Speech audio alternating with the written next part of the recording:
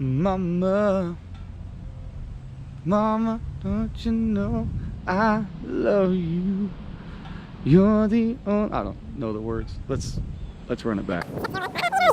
Hey, this weekend in church we talked about hope is in the tension.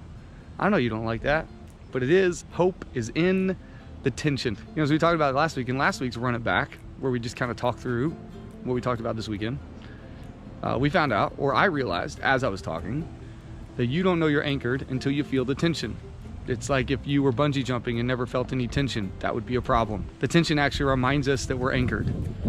It also reveals to us what we're anchored to.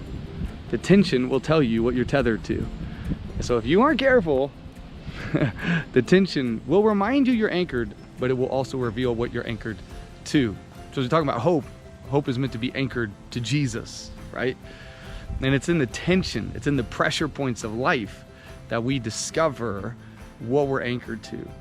And in some ways, it allows us to anchor even better or more fully to what we should. So if we're anchored to something that's allowing us to be tossed around, then maybe we should change our anchor. He talks at first about this amazing hope, the God of glory. It's going to be an amazing thing. And then he realizes he's talking to a bunch of people under Roman occupation and who just so happened to be pushing back on the way they had been doing church or religion for a long time, and they were accepting Jesus. So not only were they under occupation, but they were also a bit ostracized or pushed off because they had begun to believe in something that was a little different, do things a little bit differently. And so he's writing this amazing letter, this hope, and then he realizes, wait, but these people are having a tough time. And there's my son. He just poured out my water and he wants more. In the tension, what are you anchored to? So he talks about this verse. He says, hey, we rejoice in the tribulation or the affliction, or in another way, the pressure of life, because it produces endurance, and endurance produces character, and character produces hope.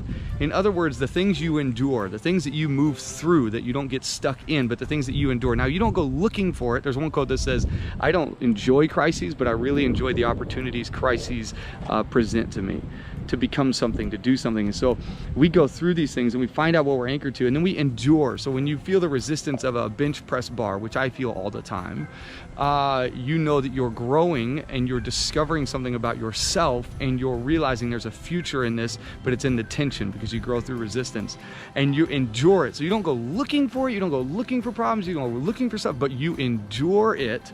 And that endurance produces character, which means integrity of soul, integrity of life. It means that I've gone through this and now I know this. Now I've moved beyond this because I've embraced the tension. My wife and I were watching this YouTube video, which you're watching right now, hopefully.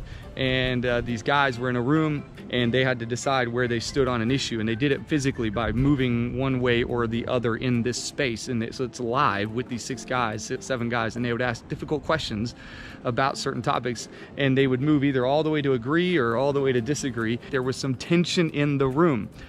But what happened is when they embraced the tension and engaged in a conversation, then what else happened? They had maturation. They began to mature. Why? Because they embraced the tension and they began a conversation. They endured it. They began to develop some character. They began to actually deal with the issue, right? And in that, they discovered some things.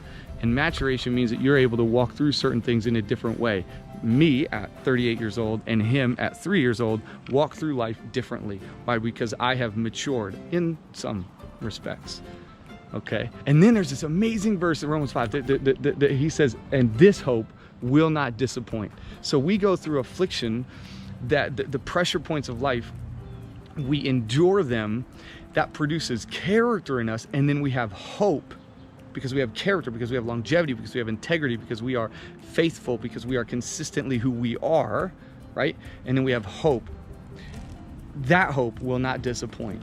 That hope will never let you down. That hope is built upon something deeper than simply what my circumstance dictates to me. So you have to embrace the tension.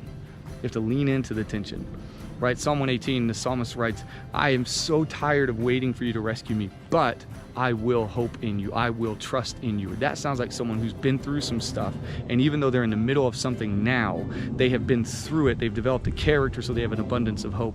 If you want to see men and women of character, look for the kind of hope that they carry. And I hope it encourages you. So share it, like it, subscribe to the channel, and we're going to keep doing this. Let's run it back. right? And just in case you were wondering, I sang this Mama at the beginning because it was Mother's Day. It was Mother's Day last weekend, and I love my mama. Wait, I'm not done yet. Hey, buddy, what you doing? What? You want to? Oh, you want to ride the dirt bike? Oh.